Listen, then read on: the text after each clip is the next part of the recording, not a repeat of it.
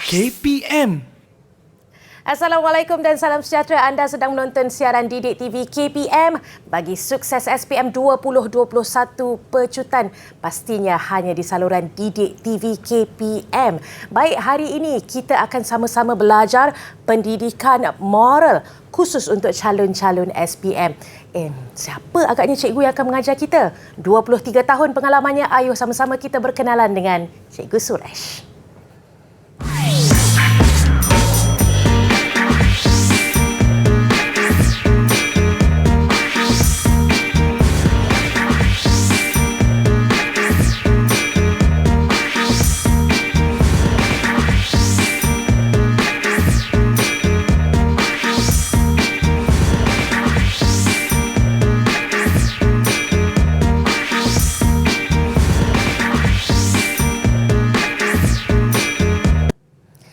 Assalamualaikum, salam sejahtera murid-murid calon-calon SPM. Anda sudah bersedia untuk mempelajari mata pelajaran pendidikan moral? Baik, ayuh jom kita berkenalan dengan Cikgu Suresh dengan lebih lanjut. Apa khabar Cikgu Suresh? Khabar baik. Oh, sihat semuanya ya? Ya, sihat. Baik. Cikgu, apa yang akan murid-murid pelajari bagi mata pelajaran pendidikan moral pada hari ini? Okey, murid-murid, hari ini saya tahu kita ada lebih kurang 14 hari lagi, 7 hari bulan tarikh keramat, 7 hari bulan Mac, kamu akan menduduki peperiksaan pendidikan moral. Kamu adalah batch pertama KSSM. Okey, so hari ini cikgu akan mengajar bahagian B dan juga bahagian C, iaitu bahagian yang selalunya pelajar menghadapi masalah, iaitu bahagian esei. Okey, you? Baik, itu sedikit pengenalan tentang apa yang bakal dipelajari oleh murid-murid calon-calon SPM pada tarikh keramatnya 7 Mac ya cikgu? 7 Mac. Okey, apa kata kita lihat bagaimana agaknya format yang perlu diketahui oleh calon-calon SPM? Okey. So, pelajar, okey. Jangan risau, tenangkan fikiran anda. Tolong catat bahagian-bahagian yang penting. Buat catatan semasa kamu menyaksikan segmen ini. So, bahagian pertama itu, cikgu akan memperkenalkan kepada kamu bagaimana kita kena menulis esei. Maksudnya gaya penulisan esei. Boleh? Okey. So, yang pertama, pelajar, anda sudah tahu kebiasaannya lah bercakap tentang esei means kita mesti tulis fakta, huraian dan juga contoh. Nampak? Dan esei maksudnya kita kena persembahkan jawapan kita dalam ayat lengkap. Tapi dia berbeza sedikit daripada bahasa Melayu. Karangan bahasa Melayu dengan esei pendidikan moral ada perbezaan sedikit. Tapi konsep dia masih sama, iaitu kita perlu ayat lengkap, maksudnya kita perlu ada subjek dan predikat. Tapi dalam moral bukan subjek predikat. Subjek itu adalah watak. Lepas tu kita kena bagi penerangan sedikit. Nampak? Okey. Dan watak ini adalah sangat penting. Tanpa watak, murid mungkin akan kehilangan banyak markah. So, watak adalah sangat penting dalam penulisan esei pendidikan moral. Dapat? Okey. So, cikgu akan sekarang beri contoh soalan. Lepas tu cikgu akan beritahu murid-murid bagaimana anda perlu menulis skrip jawapan anda. Dan selalunya penulisan cikgu cadangkan penulisan biarlah bebas.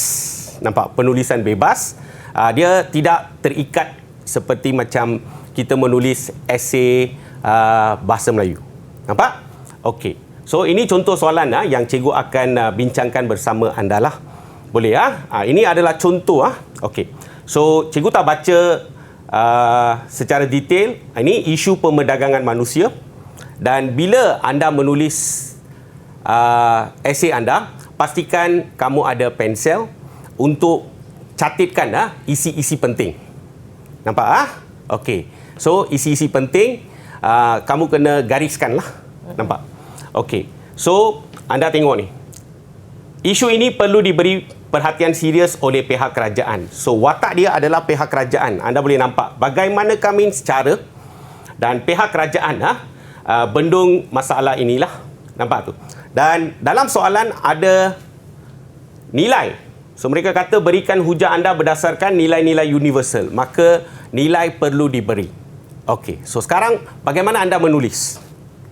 Ada banyak cara. Okey, wait . Okey. Ini adalah salah satu cara penulisan pelajar. Okey. Ini yang paling ringkas lah pelajar boleh tulis cara ini .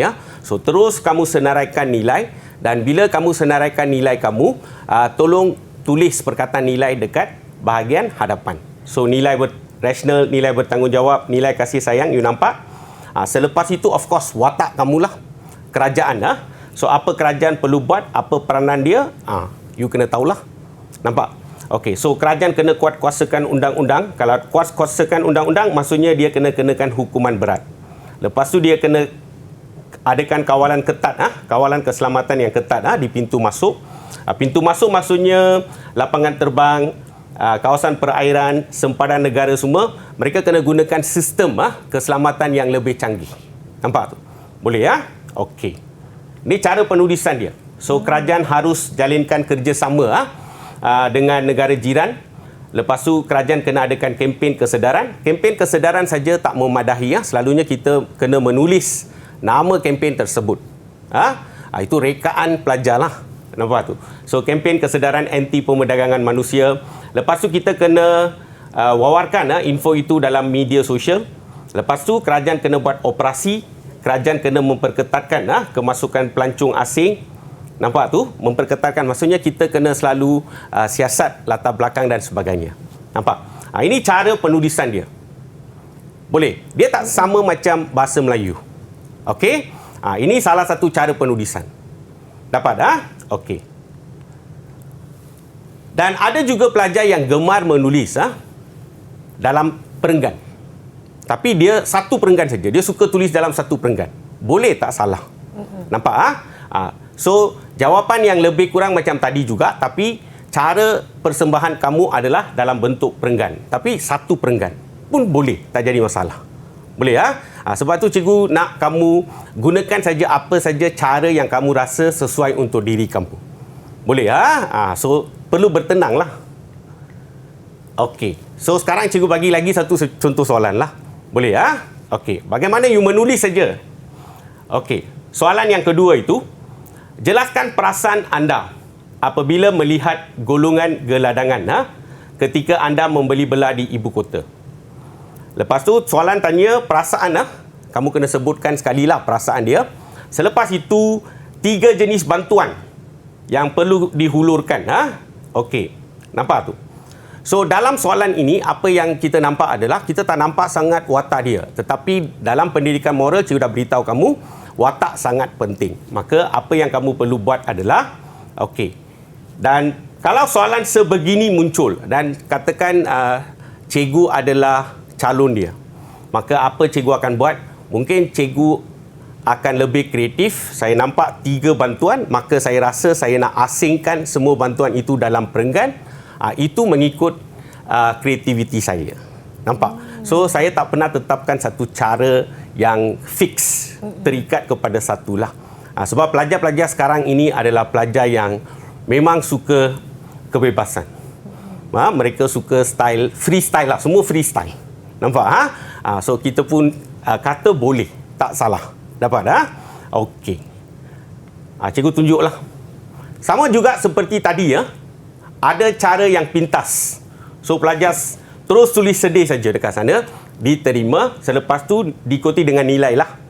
Lepas tu you boleh nampak dalam slide ini, pertama bantuan keperluan asas. So maka kamu boleh gariskan kalau kamu nak. Kenapa kita gariskan adalah kita nak memudahkan pemeriksa bila dia menanda kertas, kita boleh nak kita memudahkan dia lah. Nampak tu? Lepas tu kita huraikan. So watak dekat sini oleh kerana terlalu umum, kita boleh kata general lah kita semua rakyat Malaysia. So kita gunakan watak. Kita perlu menyediakan tempat tinggal dia. Keperluan asas means tempat tinggal kena sediakan. Kita kena derma makanan minuman. Kita kena sediakan kemudahan kesihatan. Ini semua adalah kategori keperluan asas. Okey, selepas itu bantuan yang kedua adalah kita hulurkan bantuan hikmat nasihat. Hikmat kaunseling. Nampak tu? Okey, untuk yang ini kenapa kita hulurkan? Sebab kita nak dalami masalah mereka. So let's say kita nampak satu uncle tak ada rumah dan sebagainya, keadaan dia selekeh dan sebagainya, maka mungkin kita berbual dengan dia sebelum kita bagi bantuan lah. So maka kita akan cuba fahamilah, uncle, why you are here, macam itulah. Prihatin rakyat Malaysia. Lepas tu kita bagi sokongan moral agar dia mulakan kehidupan baru. Takkanlah selama-lamanya mereka nak duduk di tepi jalan-jalan. Okey, nampak tu. Okey, selepas itu kita juga boleh wujudkan peluang pekerjaan. Nampak? So watak dia adalah umum tapi wajib ada watak. Boleh Okey, seterusnya. Yang peluang pekerjaan sebab kita nak mereka belajar cara cari rezeki, hidup berdikari, so that mereka boleh keluar daripada kehidupan yang penuh daif tu. Nampak? Okey, seterusnya. Okey. Yang gaya penulisan kedua, you letak dalam perenggan. Nampak tu? So anda boleh nampak dekat sini, cikgu letak dalam 4 perenggan. Perenggan pertama itu adalah yang perasaan dan juga nilai saya persembahkan dalam ayat lengkap. Ayat ringkas macam tadi pun tak salah. Nampak? Ayat macam ini ringkas pun kamu boleh tulis. Selepas itu, setiap satu saya asingkan dalam perenggan. So maksudnya kamu boleh nampak sendiri So ada 4 perenggan dekat sana. So ini sistem perenggan. Boleh tulis dalam satu perenggan lengkap, satu saja. Atau boleh asingkan. Boleh tulis dalam bentuk tapi saya tak panggil dia point form lah, dia masih lagi dalam bentuk esei juga. Nampak Okey. Dan ini satu lagi skrip jawapan lah yang pelajar suka tulis semua dalam satu perenggan. Nampak? Okey dia bergantung kepada kamu. Pilihlah cara yang kamu rasa sesuai untuk diri kamu. So jangan panik dalam exam lah. Boleh Esei itu adalah penulisan gaya diberi terpulang pada you lah. Dapat Okey. Okey. Sekarang cikgu nak tunjuk satu lagi skrip macam mana student tulis Okey. Okey, sedih, baik hati. Nilai baik hati, nilai kasih sayang, nilai bertanggungjawab ada. Okey, pertama, bantuan keperluan asas. Lepas tu sediakan tempat tinggal sementara, derma makanan, semua okey, sangat cantik. Nampak? Tetapi calon ini akan kehilangan markah. Mengapa cikgu? Okey, nampak tu. Okey. So, kehilangan markah dia adalah tadi daripada tadi cikgu dah beritahu kamu, iaitu watak memainkan peranan penting. So, sediakan tempat tinggal. Siapa sediakan? Nampak tu? So, tergantung. So, dalam moral, pelajar akan kehilangan markah dalam aspek ini. Bukan kita potong markah, kita tak boleh bagi markah saja. Nampak tu? Kita tak ada pisau untuk potong. Nampak? So, mereka takkan potong markah. Tak ada istilah potong markah. Boleh So, kamu kena ikutlah. Ayat lengkap maksudnya mesti ada subjek. So, dalam moral, subjek adalah watak. Tapi, pelajar bukan dapat... bukan dia semua markah dia hilang, tak ada. Masih mereka dapat markah untuk sedih, perasaan masih dapat. Nilai-nilai yang 3 dia senaraikan masih dapat markah. Dan selepas itu, yang dia gariskan itu adalah fakta dia. Iaitu bantuan keperluan asas, bantuan nasihat dan hikmat kaunseling. Ketiga itu, wujudkan peluang pekerjaan, masih berpeluang untuk dapat markah. Dapat markah, confirm. Tapi yang huraian dia tanpa watak, maksudnya ayat dia tak lengkap. Ini adalah peraturan dalam moral lah. Nampak tu? Perkara yang perlu diberi perhatian. Boleh nampak? Okey. So, sekarang cikgu bagi satu lagi contoh soalan lah kepada anda. Okey. Contoh soalan esei. Ini berkaitan dengan online. Kita beli barangan secara online. So, langkah dia. Okey. Langkah-langkah yang perlu kamu ambil lah untuk elakkan diri dari jadi mangsa penipuan dan nilai dia. Okey. Contoh jawapan pelajar. Okey, sama dia bagi nilai. Boleh? Selepas itu dia kata, kalau kita nak elakkan diri kita daripada ditipu, okey, apa yang kita kena buat adalah semak status pendaftaran syarikat. Kita semak pendaftaran syarikat. Lepas tu kita pastikan laman web yang kita layari itu sah. Lepas tu kita semak akaun. Memang semua isi dia tepat, tetapi dia akan masih hilang markah. Kenapa? Tak ada watak. So semak status itu siapa semak. So balik kepada soalan tadi. You boleh nampak tu. Sebab itu semasa kamu baca soalan, tolong gariskan. Siapa watak dia? Pengguna. So bila tak ada watak dalam esei jawapan, maka kamu akan hilang markah. Itu dia. Murid-murid, calon-calon SPM, ingat kata kuncinya adalah watak. Banyak lagi yang hendak dipelajari. Kita berhenti berehat seketika. Kembali lagi selepas ini. Didik TV KPM. Kembali lagi anda sedang menonton Didik TV KPM. Sebentar tadi kita dah belajar kata kuncinya adalah watak. Tapi saya pasti ramai calon-calon SPM tertanya-tanya bagaimana agaknya kita hendak memaksimumkan markahnya. Apa kata kita dengar strateginya bersama Cikgu Suresh? Silakan Cikgu. Okey, pelajar, murid-murid. Okey. So, sekarang kita akan masuk segmen yang kedua. Segmen ini yang paling penting, di mana cikgu akan mengupas cara anda perlu jawab soalan esei kamu lah. Tapi tadi yang segmen pertama itu cikgu dah beritahu kamu gaya penulisan bergantung 100% kepada pelajar. Boleh you boleh tulis dalam satu perenggan. Kamu boleh asingkan perenggan. Nampak tu? Dan kamu juga boleh tulis seperti ayat biasa. Tetapi kamu tidak boleh menggunakan tanda point form. Maksudnya yang bulat-bulat itu semua tak boleh. Nampak? Yang tu you simpan sendiri bulat. Jangan gunakan dalam kertas jawapan anda. Nampak? Okey. So maksudnya masih lagi ayat tetapi jangan gunakan tanda point form. Nampak? Yang tu penting. Dapat? Okey. So hari ini cikgu akan bincangkan bahagian B, dua esei. Kamu diberi dua soalan tetapi kamu perlu jawab satu saja. Tetapi kamu masih akan ada masa lah. Nampak tu. So selalunya kita nasihatkan pelajar bahagian B, tolong pilih satu soalan yang kamu rasa kamu confident boleh jawab. Pilih satu. Lepas itu kamu terus pergi ke bahagian seterusnya, bahagian C. Habiskan. Dan masih kamu akan ada masa. For sure lah. Mesti ada masa punya. Sebab pelajar zaman sekarang dia lain. Dia cepat, laju. Dia suka buat kerja laju-laju. Maka bila kamu ada masa, tolong jawab kedua-dua soalan dalam bahagian B. Kelebihan dia adalah, bila anda boleh jawab dua soalan, anda akan beri peluang kepada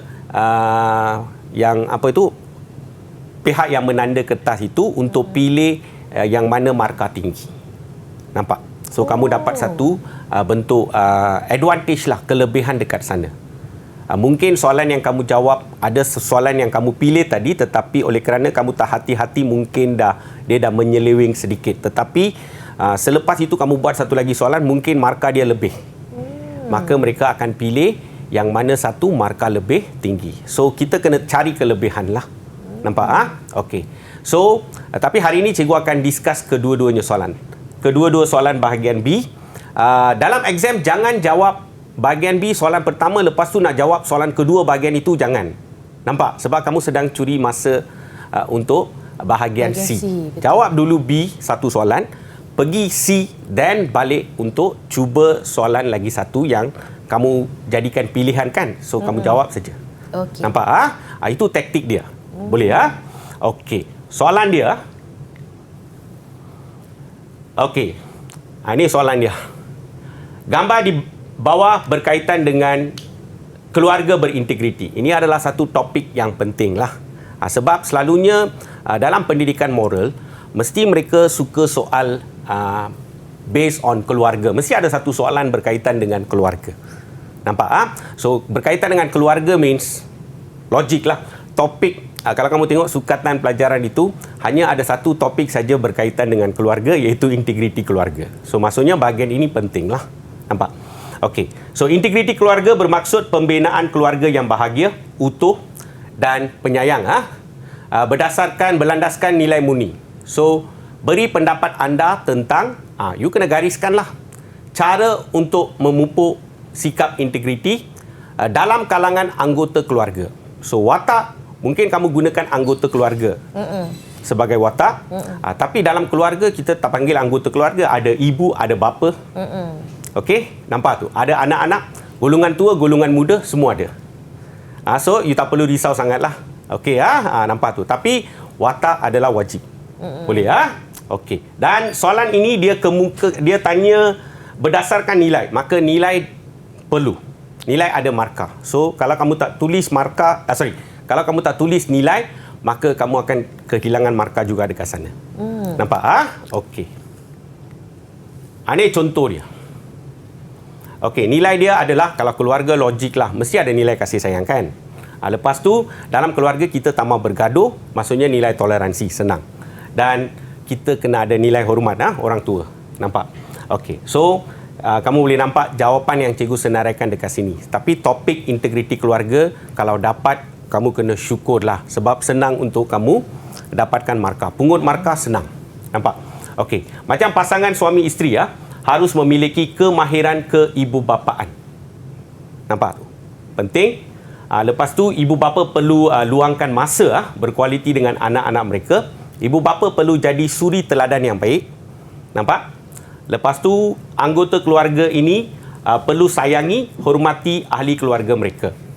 So, maksudnya mereka kena dengar pendapat, pandangan ahli keluarga mereka.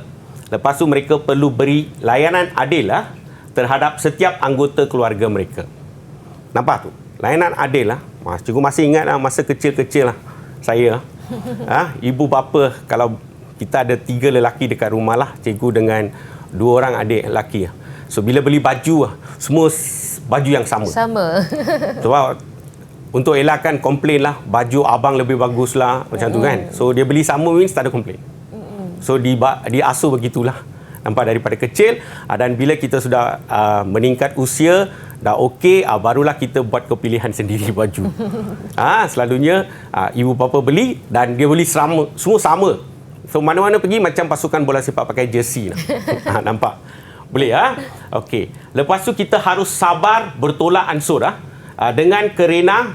So dalam keluarga ada 2 pihak yang you kena sabar dengan mereka lah. Satu, orang tua.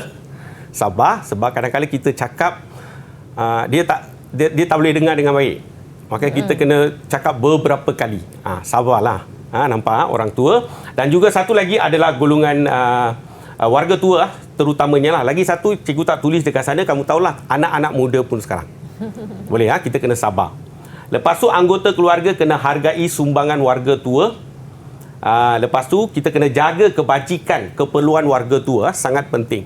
Nampak tu kita kena jaga kebajikan dia. So orang tua ini kadang-kala nak jalan pun sebenarnya mereka takut sangat mereka jatuh. Maka mereka sangat berhati-hati dan mereka akan jalan dengan perlahan dan kamu kena bersama mereka dan mereka akan pegang erat tangan kamu. Nampak? So ini semua kamu boleh nampak lah. Lepas tu kita kena raikan hari istimewa hari keluarga seperti hari lahir. Lepas tu kita kena jaga kerahsiaan keluarga. Kerahsiaan keluarga kita kena jaga. Nampak tu? Dan anggota keluarga mesti hentikan pertelingkahan antara keluarga tu secara adil. Nampak tu? Sebenarnya untuk integriti keluarga terlalu banyak isi yang pelajar boleh kemukakan. Sebab bahagian ini sangat senang. Sebab benda itu berlaku dalam keluarga kamu. So, kamu boleh menulis banyak perkara.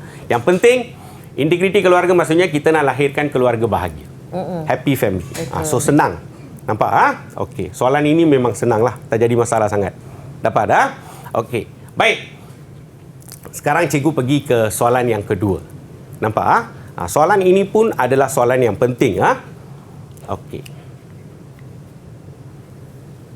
Iaitu bukan saja keluarga jadi tema dalam moral, confirm mereka suka tanya juga bahagian berkaitan dengan negara dan kamu adalah warga negara, maka dia akan soal isu patriotisme, confirm lah.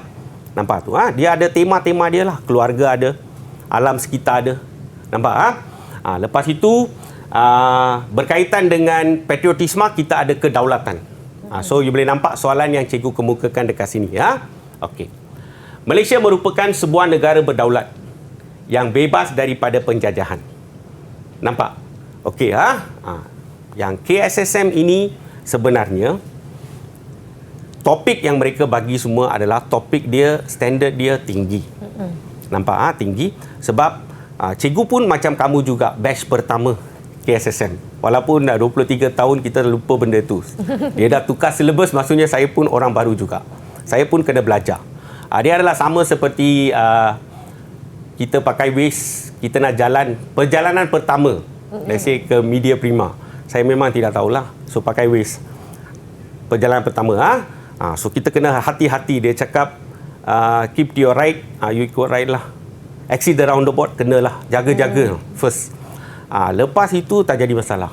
Second, third, tak apa. Tapi forever untuk kamu adalah batch pertama, kesian. Tapi untuk cikgu, lepas ini dia menjadi lebih senang. Nampak? So tahun pertama memang kita fahamlah.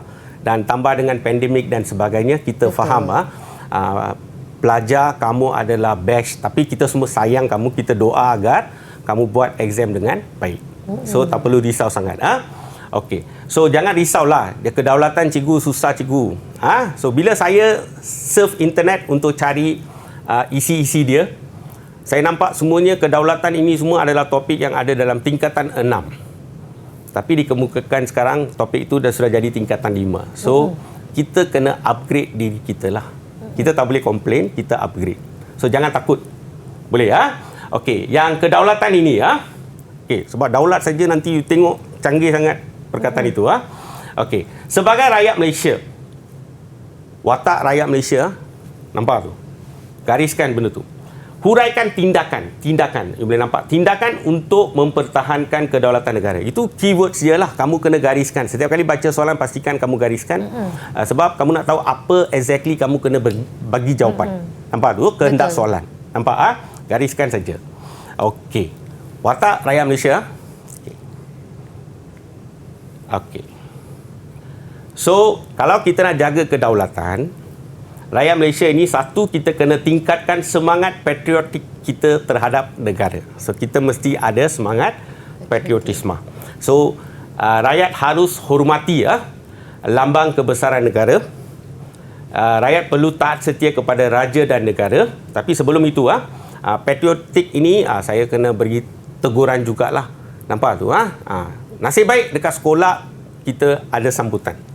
Nampak? Dan kadang-kadang generasi muda ini menjadi cabaran sebab ada kalau mereka rasa sambutan ini tak belajar, maksudnya dia tak datang sekolah. Nampak?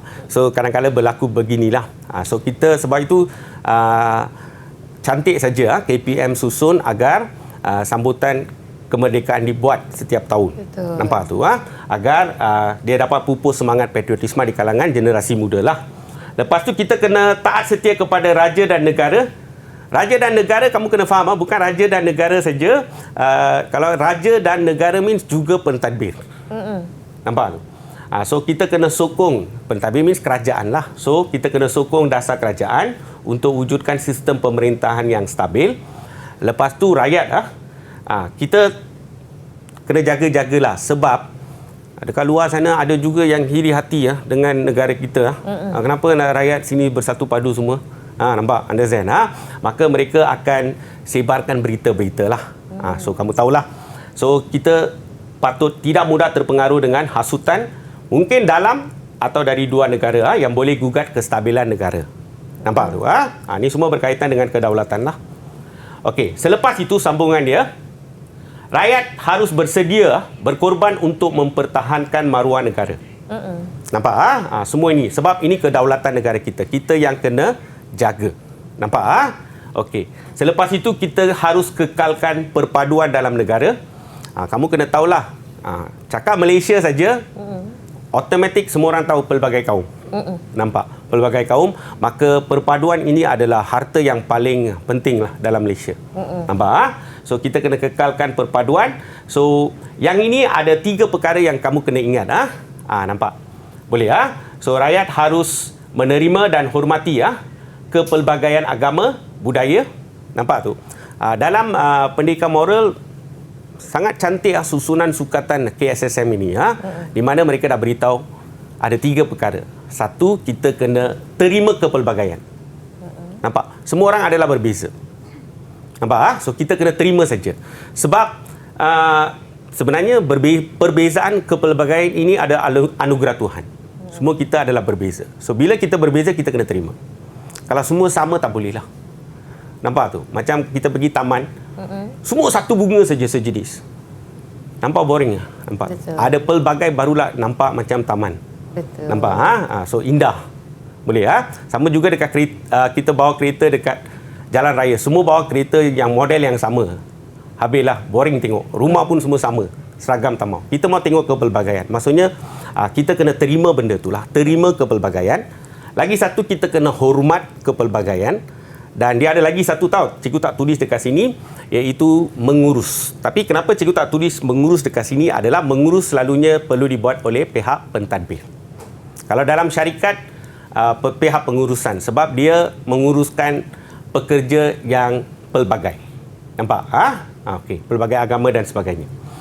Dan bila kita boleh terima hormat, automatik, kamu sudah tahulah, next adalah kita akan belajar hidup bertolakan. So, sebab kita nak elakkan pertelingkahan. Lepas tu ada lagi satu. Kita adalah warga negara. Maka kita kena jadi warga negara yang berkualiti. Itu yang cikgu pesan kepada pelajar selalu. Sorry, pelajar pula. Murid. Murid-murid. Selalu cikgu beritahu murid-murid, kamu ini perlu rajin. Nampak tu? Rajin bekerja. Nampak tu? Okey. Dan selalu ingatlah, kita adalah pelbagai. Maksudnya pelajar pula. Murid-murid juga ada kepelbagaian dari segi keupayaan. Maksudnya ada pelajar yang pandai, pintar, dan ada juga kita ada golongan slow learner kita panggil. Maksudnya mereka belajar tetapi kita panggil lambat pick up lah. Mengambil masa untuk dia fahami. So kita boleh faham kepelbagaian. Nampak tu? Okey. So kamu kena belajar ikut kemampuan kamu lah. Nampak tu? Ikut kemampuan kamu. Kamu tahu kekuatan kamu dekat mana, kamu belajar ikut kemampuan kamu. Baik. Nampak? So, kamu jadi warga negara, biarlah kamu jadi warga negara yang berkualiti. Maksudnya, rajin bekerja. Nampak? Rajin bekerja, rajin belajar. Sebab semua orang letak harapan tinggi terhadap kamu. Itu Nampak dia. Tu? Boleh Tips daripada Cikgu Suresh. Jadi kita dah belajar tentang bahagian B dan juga bahagian C, cara menjawab untuk mendapatkan markah semaksimum mungkin. Kembali lagi selepas ini bersama Didik TV KPM. Didik TV KPM. Masih bersama saya Yuyu Aziz dan juga Cikgu Suresh. Baik, untuk pembelajaran seterusnya, ini murid-murid semua perlu memberi fokus yang lebih sedikit kerana markahnya pun lebih, iaitu 40 markah. Baik, kita perlu memberi tumpuan sepenuhnya dan mendengar apakah agaknya tips dan panduan daripada Cikgu Suresh. Jom. Okey, murid-murid, kita kembali ke bahagian C sekarang. Bahagian C buat kali pertama kita ada esei panjang yang membawa 20 markah setiap satu. Dan kamu kena jawab semua soalan. Maksudnya tak ada pilihan. Boleh tapi kamu tak perlu risau sangat. Sebab walau bagaimanapun 20 markah setiap soalan, tapi dia dipecahkan. Masih ada pecahan. So maksudnya kadang-kadang inilah pelajar-pelajar pun keliru. Bahagian C dengan bahagian B, apa beza dia? Nampak tu? Nampak tu. So you tak perlu risau sangatlah. Dia masih pecahan. Dia ada pecahan untuk bantu kamu. Kalau dia bagi satu soalan penuh 20 markah tu susahlah. Dia ada pecahan, so pelajar tak perlu risau. Boleh Okey. So cikgu akan bincang dua soalan. Nampak tu? Dua soalan yang cikgu rasa perlu diberi tumpuan. Nampak tu? So murid-murid sebenarnya cikgu buat persiapan ini semua berdasarkan analisis. Maksudnya kita kena rajin buat soalan-soalan kertas percubaan. Kalau boleh negeri-negeri lain. Nampak? So ada lebih kurang 10 soalan, set soalan. Nampak? Itu lebih baik daripada soalan-soalan lain sebab soalan ini kita panggil soalan percubaan setara. Nampak tu? So cikgu ambil analisis, buat analisis lah. Baru cikgu buat pembentangan hari ini. Nampak tu? Persembahan cikgu. So topik-topik dia semua adalah topik yang sangat penting. Perlu diberi perhatian. Okey. Okey, soalan pertama. Ini topik interesting. Azan, topik pertama buka saja tingkatan 4. Okey, dalam norma masyarakat. So kita ada belajar tentang budaya hedonisme. Nampak? Budaya hedonisme. Okey, so budaya hedonisme merupakan pegangan atau pandangan hidup yang mementingkan keseronokan atau kesenangan hidup sahaja. Nampak? Okey. So, budaya hedonisme tapi soalan dipecahkan kepada 2 bahagian. Nampak? Okey. Pecahan pertama. Pada pendapat anda, mengapakah golongan muda? So, watak kamu boleh nampaklah golongan muda lah. Utamakan budaya hedonisme. Maksudnya mengapa mereka terpengaruh. Nampak tu? Dan jawapan anda perlu disokong dengan nilai-nilai universal, maka kamu gariskanlah nilai universal tu. Maksudnya perlu wajib bagi nilai, ada markah untuk nilai. Nampak? Itu soalan pertama lah. Lepas tu yang soalan kedua itu adalah langkah tertentu yang perlu diambil untuk mengelakkan golongan muda tempatan terjerumus dalam budaya hedonisme. Nampak? Okey, dia cakap langkah tetapi dia tak sebut watak. Nampak? Maka kita kena identify lah, kenal pasti watak dia. Nampak tu? Dan soalan B ini cikgu tekankan juga sebab ini adalah satu soalan bentuk baru. Bentuk baru. Maksudnya KBSM dulu dengan KSSM sekarang, dia ada satu perbezaan ketara, iaitu fokus KSSM ini adalah kepada dimensi moral. So dia tanya soalan, jelaskan jawapan anda dengan menggunakan dimensi moral. Maksudnya yang soalan bahagian B ini, murid-murid, anda tak perlu bagi nilai. Nampak? Tapi kena gunakan dimensi moral. Dapat? Okey. So cikgu bincang dulu soalan bahagian pertama. Nampak tu. So you kena bagi nilai, bagilah. Okey. Ada satu nilai untuk isu-isu sosial. Atau you buat salah kesalahan dalam hidup kamulah. Kalau kita buat salah, kita tanggung malu dan keluarga tanggung malu. So nilai yang paling famous untuk yang ini adalah nilai harga diri. Nampak tu? Dan bila kita ada dekat luar, kelakuan kena jaga. Jangan keterlaluan. So maksudnya kita kena amalkan nilai kesederhanaan. Nampak tu? Boleh. Dan of course lah, kita kena ada kesopanan dan sebagainya. So itu nilai hemat tinggi. Nampak? Okey. Tadi soalan dia. Okey. Nampak tu? Mengapakah golongan muda? Mengapa? Sebab dia. Boleh? Okey. So bila kamu persembahkan jawapan kamu, ini macam ayat biasa saja cikgu bagi setiap satu, bukan perenggan. Nampak tu? Boleh? Sebab dalam kertas selalunya kita ada garisan dan kamu tak tinggalkan apa-apa garisan. Barisan dia satu barisan pun kamu tak tinggal. Satu baris pun kamu tak tinggal. Maksudnya ini dikira sebagai satu perenggan. Tetapi hanya beza dia adalah kamu tak sambung ayat kamu. Selepas habis satu ayat, kamu tak sambung balik. Sebaliknya, setiap ayat kamu mulakan dengan baris baru.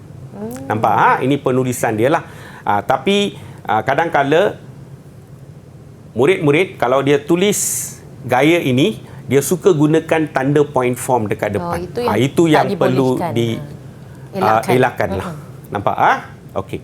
So, sebab pertama dia adalah kurang didikan agama. So, kesan dia adalah kalau kurang didikan agama, golongan muda ini tak dapat ketenangan jiwa. Nampak? Orang yang ada didikan agama, dia lain. Dia ada selalu kita panggil calm lah, suka perkataan itu. Cikgu sangat suka perkataan itu, calm. Tenang. Kalau tenang saja. Bila kamu tenang, kamu akan hadapi semua dengan baik. Okey, so ada ketenangan jiwa dan mereka tak ada ketenangan jiwa, maka mereka cari keseronokan. Lepas tu pengaruh media massa pun golongan muda ini sekarang boleh dapat pendedahan luas tentang budaya ini dalam media sosial dan media utama. Dan ada segelintir filem barat semua kita tengok ada adegan kurang bermoral seperti pusat hiburan dan sebagainya. Maka ini semua mempengaruhi. Semua filem lah. Banyak even filem James Bond pun serius, tetapi mesti ada tunjuk pusat hiburan. Nampak? So golongan muda ini terpengaruh. Selepas itu kita ada satu lagi perkara, iaitu keruntuhan institusi keluarga. So maksudnya dalam keluarga kita ada masalah, maksudnya ibu bapa bercerai ke dan poligami ke apa-apalah. Ini beri tekanan kepada golongan muda. Maka bila dia tertekan dekat rumah, dia akan cari ketenangan di luar lah, bersama kawan-kawan dia. Nampak? Okey. So ini adalah contoh skrip jawapan pelajar, murid, dan you boleh nampak tak ada masalah. Semuanya smooth saja dia tulis. Nampak? Watak ada dan isi-isi pun pelajar ini telah gariskan. Ini memudahkan orang yang menanda kertas kamu lah. Nampak? Okey. Next. Soalan B yang cikgu kata soalan bentuk baru. Okey, dimensi moral kamu kena ingat dimensi moral atau domain moral adalah sama, dia ada 3 komponen. So pelajar kena ingat satu, penakulan moral. Penakulan means senang saja, kita kena buat ayat. Boleh tapi dalam penulisan esei, domain moral ini tak perlulah kalau kita kata 10 markah kita kena agihkan sama rata untuk 3, tak semestinya berlaku. Nampak? Okey. So penakulan maksudnya kita boleh fikir. Boleh berfikir. Kalau kita fikir means kita kesan. Kita fikir kesan. Okey, so penakulan means boleh berfikir. Lepas tu kita ada komponen kedua dalam domain moral, kita panggil emosi moral. Emosi means semua orang sudah tahulah perasaan. Nampak tu? Kita kena faham kalau kita buat salah, apa perasaan dia. Kita buat baik, apa perasaan dia. Nampak tu? So orang suka membantu sebab dia rasa happy bantu orang. Nampak tu? Dia rasa syukur. Nampak tu? Sebab bila kita buat baik, Tuhan akan balas. So yang itulah. So penakulan moral means boleh berfikir. Emosi moral means perasaan. Okey, dia ada lagi satu. Yang ini ada banyak isilah. Yang paling senang, iaitu perlakuan. Perlakuan means tindakan anda. Apa tindakan anda? Nampak tu? So dia ada 3 komponen. Nampak? Dan tak perlu sama rata. Okey, so cikgu bagi laju. Kalau penakulan means boleh berfikir, you bagilah. Ibu bapa boleh berfikir kepentingan beri didikan agama. Boleh berfikirlah. Nampak tu? Lepas tu emosi moral saya bagi 2 perasaan. Satu perasaan cinta, lepas tu ada perasaan syukur. Nampak? Okey. So melalui didikan agama, golongan muda akan miliki perasaan cinta kepada Tuhan. Lepas tu dia akan rasa syukur kepada Tuhan. Bila rasa syukur means dia takkan terlibat dalam hedonisme. Sebab dia akan mematuhi larangan Tuhan. Dia ada 2 perkara. Satu, Tuhan larang. Lagi satu, Tuhan suruh. Nampak? Dua-dua dia tahulah.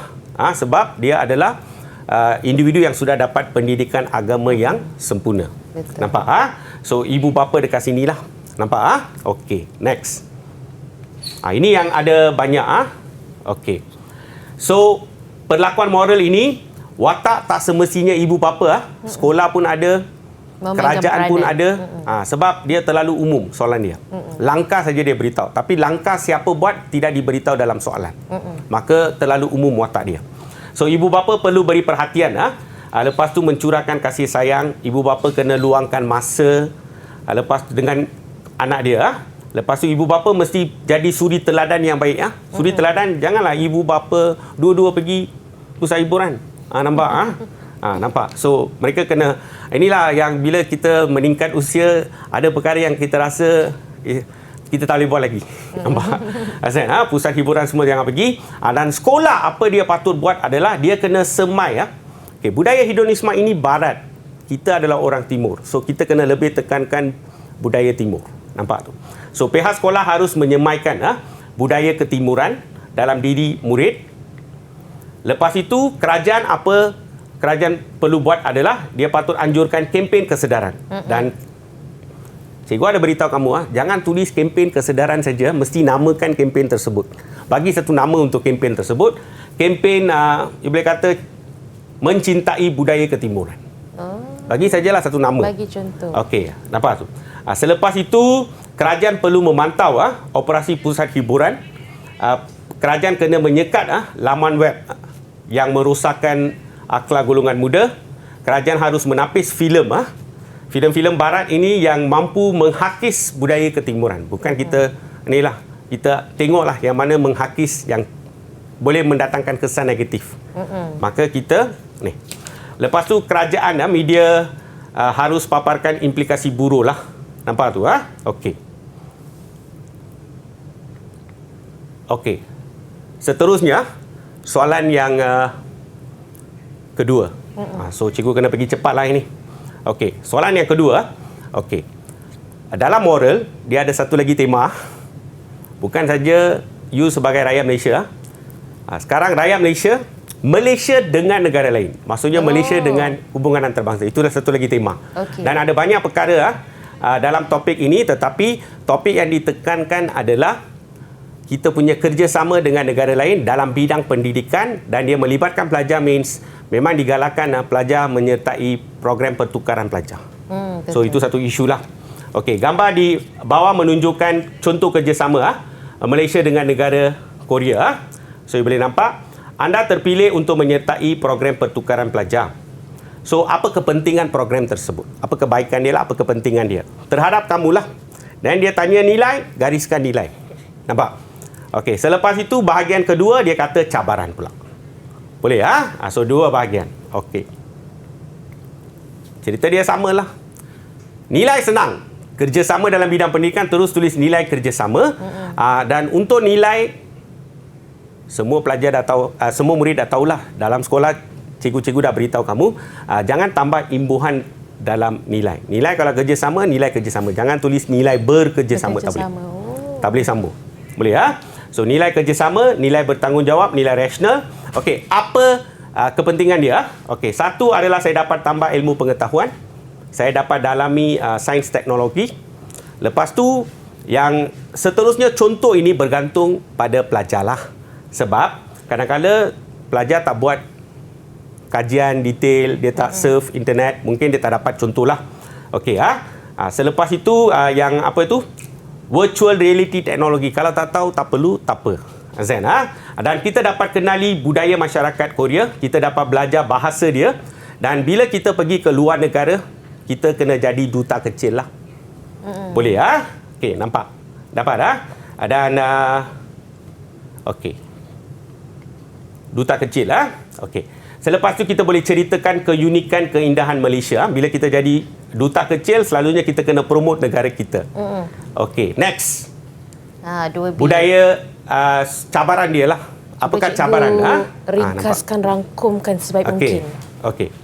Cabaran yang kita hadapi adalah 4 cabaran ada. So cabaran budaya satu, sebab budaya kita dengan budaya Korea adalah berbeza. Nampak tu? So kita kena kenali sedikit budaya. Kalau tidak, kita ada kejutan budaya. Lepas tu bahasa, kita perlu kuasai bahasa Korea sebab dia memudahkan proses kita komunikasi dekat sana lah. Nampak tu? Boleh? Cabaran bahasa. Lepas tu kita ada cabaran perbezaan iklim sebab negara Korea iklim 4 musim. So maksudnya saya terpaksa hadapi cabaran lah, kena bersedia untuk hadapi musim sejuk. Okey? Dan cabaran mata wang pun kita ada. Perbezaan mata wang, nilai mata wang negara kita dengan Korea adalah berbeza. Maka saya belajar dekat sana 2 tahun ke 3 tahun ke, nampak tu. So saya kena hadapi kos hidup, sara hidup saya dekat sana. Maka ini pun cabaran. So saya perlu berjimat cermat lah. Itu boleh dia. Nampak dia. Jadi Cikgu Suresh telah pun menerangkan kepada murid-murid cara-cara dan kaedah menjawab soalan bahagian C. Saya yakin banyak input yang baik diperolehi sebentar tadi. Kita berhenti berehat seketika, kembali lagi selepas ini di TV KPM. Didik TV KPM. Jadi soalan B dan soalan C telah pun anda pelajari bagaimana cara menjawabnya. Ayo sama-sama kita dengarkan kesimpulan dan strategi untuk mendapatkan skor maksimum bagi calon-calon SPM Kertas Pendidikan Moral. Cikgu silakan. Okey, murid-murid. Okey, untuk bahagian kesimpulan. Okey, ini adalah beberapa nasihat yang cikgu nak bagi kepada kamu sebab kita ada lebih kurang masa yang suntuk lah. Kita ada lebih kurang 2 minggu saja. Maksudnya 14 hari. Okey, nasihat pertama cikgu adalah pastikan kamu catat topik dulu. Topik. Lepas itu bila kamu ada masa, tengok topik, cuba recall fakta dia. Maksudnya kamu kena ada budaya menulis lah. Nampak? Okey, selepas tu cikgu nak kamu buat satu lagi perkara, iaitu soalan kertas trial negeri-negeri setara, tolong habiskan. Dia ada lebih kurang 10 set, boleh habiskan. Tapi cara dia adalah kamu kena bahagikan masa kamu dengan baik sebab kamu ada lebih kurang 14 hari saja.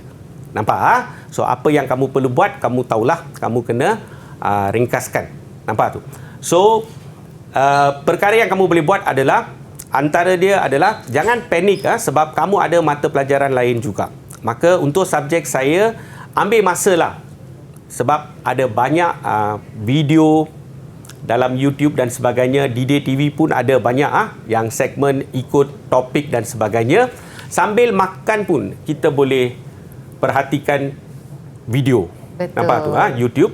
So maksudnya sambil makan itu kita biasakan dirilah kita mendengar apa saja yang penting untuk pendidikan kita sekarang. Betul. Itu Nampak, dia tips boleh, dan panduan daripada Cikgu Suresh. Terima kasih banyak Cikgu Suresh kerana bersama Didik TV KPM pada hari ini. Saya percaya banyak intipati yang dipelajari dan mampu membantu calon-calon SPM yang akan menduduki Kertas Pendidikan Moral pada 7 Mac ya Cikgu. 7 Mac. Baik. Kami di Didik TV doakan agar adik-adik semua berjaya dan murid-murid dapat memberi tumpuan, dapat menjawab soalan dengan baik. Ingat, tidak ada sebarang garis panduan yang khusus untuk menjawab soalan, sama ada dalam satu perenggan ataupun dipecahkan kepada beberapa perenggan, asalkan panduan Cikgu Suresh jangan sesekali menggunakan tanda point form untuk menjawab soalan esei bahagi bahagian B dan juga bahagian C.